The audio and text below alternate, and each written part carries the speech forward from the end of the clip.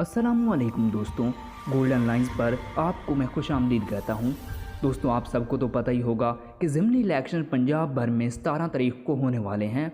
तो उसके मुताबिक लाहौर के हलका PP 167 के अवामी सर्वे के मुताबिक कौन सी पार्टी इलेक्शन जीतेगी, सर्वे रिपोर्ट देखिए।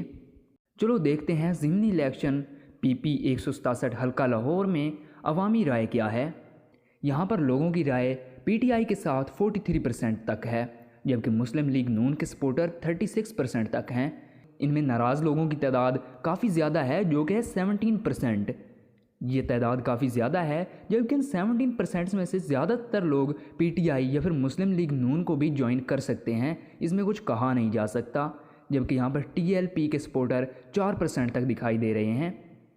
दोस्तों, आपको बताता चलूँ कि PTI और मुस्लिम लीग नून के दरमियान कोई ज़्यादा बड़ी खला नहीं है, क्योंकि यहाँ पर जो लोग वोट नहीं देना चाहते उनमें से कुछ लोगों का कोई पता नहीं कि वो कौन सी पार्टी के साथ मिल जाएं।